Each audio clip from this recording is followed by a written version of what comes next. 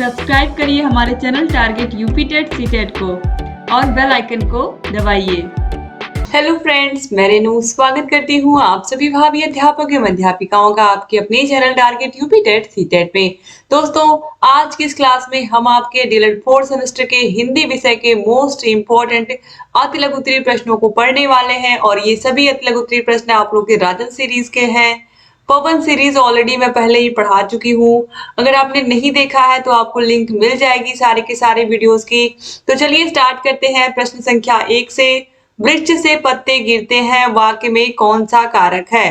तो वृक्ष से पत्ते गिरते हैं, इसमें होगा अपादान कारक। कैसे? जब भी कहीं किसी कोई भी वस्तु किसी से अलग हो रही, जैसे कि छत से बिल्ली कूदी तो बिल्ली छत से अलग हो रही, जैसे कि हिमालय से गंगा निकलती है तो गंगा हिमालय से क्या हो रही है, दूर हो रही है ना, वहां से बह के आगे बढ़ रही है।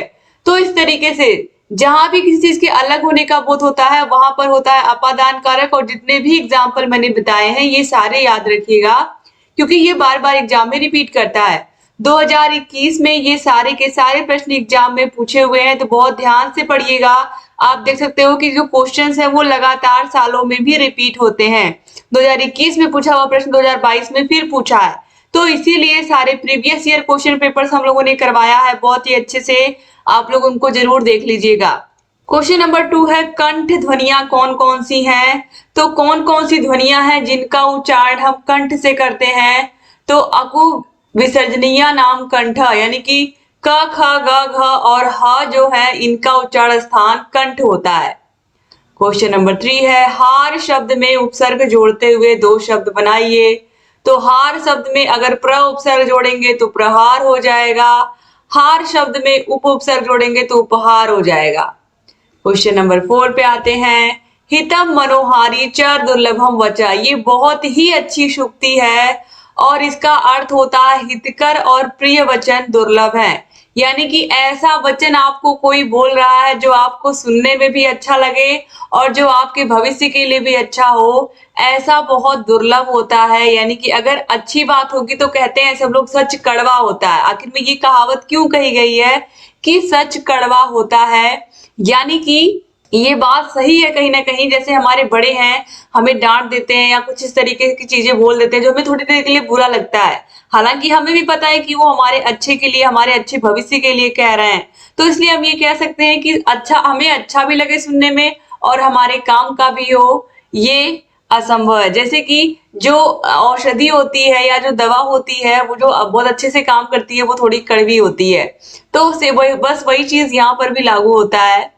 क्वेश्चन नंबर 5 पे आते हैं, हिंदी गद्य साहित्य की किन्हीं 3-4 विधाओं के नाम लिखिए या हिंदी गद्य की 2 विधाओं के नाम लिखिए।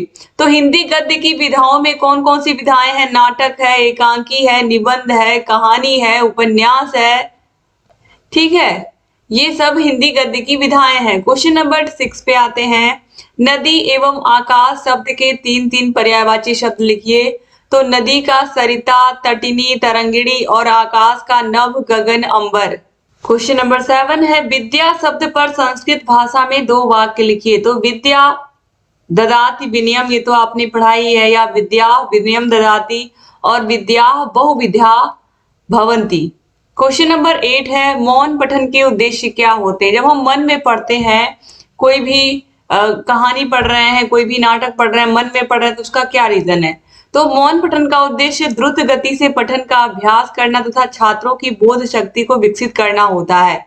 यानी कि जब हम मन में पढ़ते हैं तो हम बहुत ही फास्ट पढ़ते हैं और बोल करके पढ़ते हैं तो थोड़ा सा स्लो हो जाता है और इससे छात्रों की बोध शक्ति का भी विकास होता है जब वो मन में पढ़ते हैं। 2022 में पूछे हुए प्रश्न है ये।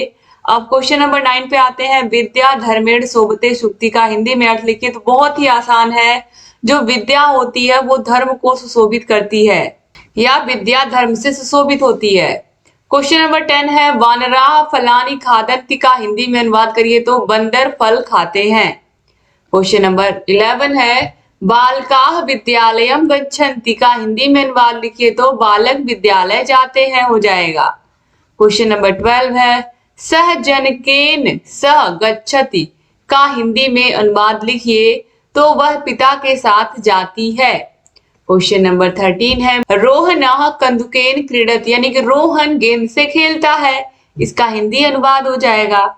क्वेश्चन नंबर 14 है बालिकाः बालकैः सह धावन्ति, यानी कि लड़कियां लड़कों के साथ खेलती हैं। ठीक है, धावन्ति मतलब दौड़ती हैं भी हो जाएगा, या लड़कियां लड़कों के साथ दौड़ती हैं। क्वेश्चन नंबर 15 पर आते हैं राम शब्द का द्वितीय विभक्ति एकवचन का रूप लिखिए। सारे के सारे जो रूप है, शब्द रूप, धातु रूप, मैंने बहुत ही अच्छे से बहुत ही आसान भाषा में आप लोगों को पढ़ाया है क्लासेस में। तो अगर आपने नहीं देखा है तो प्लीज देख लीजिए कैसे उसको याद करना है, इसकी भी ट्रिक मैंने बताई है।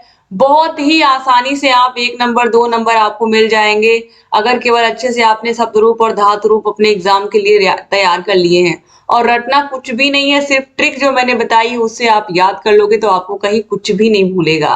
तो राम शब्द का द्वितीय विभक्ति एकवचन रूप तो रामम हो जाएगा। क्वेश्चन नंबर 16 है कवि शब्द का तृतीय विभक्ति और एकवचन का रूप लिखिए, तो कविना हो जाएगा। क्वेश्चन नंबर 17 है भानु शब्द का चतुर्थी विभक्ति और बहुवचन का रूप लिखिए, तो भानुभ्य हो जाएगा। क्वेश्चन नंबर 18 है पिता शब्द का प्रथमा विभक्ति और बहुवचन रूप लिखिए, तो पिता पितरा हो जाएगा, यहाँ पर पितरा। क्वेश्चन नंबर 19 है लता शब्द का द्वितीय विभक्ति द्विवचन का रूप लिखिए, तो ये हो जाएगा लते। क्वेश्चन नंबर 20 है मति शब्द का तृतीय विभक्ति और एक वचन का रूप लिखिए, तो ये हो जाएगा मत्या। क्वेश्चन नंबर 21 है नदी शब्द का चतुर्थी विभक्ति और बहुवचन का रूप लिखिए, तो नदी शब्द रूप, पिता शब्द रूप और राम शब्द रूप। तो नदी शब्द का चतुर्थी विभक्ति और बहुवचन का रूप नदीभ्या हो जाएगा। क्वेश्चन नंबर 22 है फल शब्द का तृतीय विभक्ति और एक वचन का रूप हो जाएगा फलेन। क्वेश्चन नंबर 23 है वारी शब्द का द्वितीय विभक्ति और बहुवचन का रूप लिखिए, तो ये हो जाएगा वारिणी। क्वेश्चन नंबर 24 है मधु शब्द का तृतीय विभक्ति और एक वचन का रूप लिखिए, तो ये हो जाएगा मधुना। क्वेश्चन नंबर 25 है निराला जी की प्रमुख काव्य रचनाएं कौन कौन सी है, तो निराला जी की प्रमुख काव्य रचनाएं गीतिका, तुलसीदास, अनामिका, कुकुरमुत्ता, अणिमा, बेला, अर्चना, परिमल, आराधना, गीत गुंज, नए पत्ते, अपरा आदि हैं। क्वेश्चन नंबर 26 है श्री रामधारी सिंह दिनकर का जन्म कब और कहां पर हुआ था, तो रामधारी सिंह दिनकर जी का जो जन्म है वो 1908 में बिहार प्रांत के मुंगेर जिले के सिमरिया घाट नामक गांव में हुआ था। क्वेश्चन नंबर 27 है सूरदास जी का जन्म कब हुआ था और इनकी रचनाएं कौन कौन सी है, तो सूरदास जी का जन्म आगरा के निकट रोनकता नामक ग्राम में संवत 1535 में हुआ था और इनकी प्रमुख रचनाएं हैं सूर सागर, सूर सरावली, साहित्य लहरी। बहुत इंपॉर्टेंट है इनकी रचनाएं, याद रखिएगा। क्वेश्चन नंबर 28 पे आते हैं टैगोर की प्रमुख रचनाएं कौन कौन सी हैं, तो रविन्द्रनाथ टैगोर की गीतांजलि के लिए इन्हें 1913 में साहित्य का नोबेल पुरस्कार मिला था। अपने इन्होंने ही जन गण मन अधिनायक जय हे राष्ट्रगान की रचना की थी और इसके अलावा ओमार सोनार बांग्लादेश के राष्ट्रीय गीत की भी इन्होंने रचना की थी। तो हमारे देश का राष्ट्रगान जन गण मन के जो लेखक है वो टैगोर जी हैं, याद रखिएगा। और 1913 में इन्हें इनकी जो पुस्तक है गीतांजलि, इसके लिए इन्हें साहित्य का जो सबसे बड़ा पुरस्कार होता है पूरे विश्व में, नोबेल पुरस्कार इनको मिला था उसके लिए। क्वेश्चन नंबर 29 है मुंशी प्रेमचंद की रचनाएं कौन कौन सी हैं, तो मुंशी प्रेमचंद की जो प्रमुख रचनाएं हैं गबन, गोदान, कर्मभूमि, रंगभूमि, सेवा सदन, मंगलसूत्र, नमक का दरोगा, पूस की रात, ये सब इनकी रचनाएं हैं। क्वेश्चन नंबर 30 है रमेश उपाध्याय का सामान्य परिचय दीजिए, तो आधुनिक हिंदी कहानीकारों में रमेश उपाध्याय का नाम उल्लेखनीय माना जाता है। इनका जन्म एटा जिले के वंधारी गांव में हुआ था। इन्होंने साप्ताहिक हिंदुस्तान नवनीत में उप संपादक के पद पर कार्य किया था। इस समय आप दिल्ली विश्वविद्यालय में शिक्षण कार्य कर रहे हैं। नदी के साथ शेष इतिहास, बदलाव से पहले तथा पेपर वेट नामक विशेष उल्लेखनीय है इनकी रचनाएं। क्वेश्चन नंबर 31 पे आते हैं डॉक्टर राजेंद्र प्रसाद पर संक्षिप्त टिप्पणी लिखिए, तो डॉक्टर राजेंद्र प्रसाद उन महान पुरुषों में से थे जो बहुमुखी प्रतिभा के धनी होते हैं। वे एक किसान के सादगी पसंद बेटे थे, हाई कोर्ट के निर्भीक वकील थे, भारतीय स्वतंत्रता संग्राम के अग्रणी नेता थे, स्वतंत्र भारत के प्रथम राष्ट्रपति थे और हिंदी के अनन्य भक्त एवं सजग साहित्यकार थे। क्वेश्चन नंबर 32 है श्री रामचरितमानस नामक काव्य की रचना किसने की थी, तो श्री रामचरितमानस नामक काव्य की रचना गोस्वामी तुलसीदास ने की थी। बिहारी जी का जन्म कब और कहाँ हुआ था? तो बिहारी जी का जन्म सन 1603 के लगभग मध्य प्रदेश के ग्वालियर जिले के अंतर्गत वसुआ गोविंदपुर नामक गांव में हुआ था। क्वेश्चन नंबर 34 है, उर्मिला के रचयिता कौन है? तो उर्मिला काव्य के रचयिता बाल कृष्ण शर्मा नवीन है। क्वेश्चन नंबर 35 है, शरद जोशी का सामान्य परिचय दीजिए। तो शरद जोशी का जन्म 1931 में उज्जैन मध्य प्रदेश में हुआ था। जोशी जी हिंदी के प्रसिद्ध व्यंग्यकार हैं। एक गधा उर्फ आलदा दखा, अंधों का हाथी आपके प्रसिद्ध नाटक है। परिक्रमा, किसी बहाने, जीप पर सवार बिल्लियां, राह किनारे देख, दूसरी सतह पर इनके प्रमुख व्यंग्य हैं। आपका निधन सितंबर 1991 ईस्वी में हुआ। क्वेश्चन नंबर 36 है, शिव मंगल सिंह सुमन का साहित्यिक परिचय दीजिए।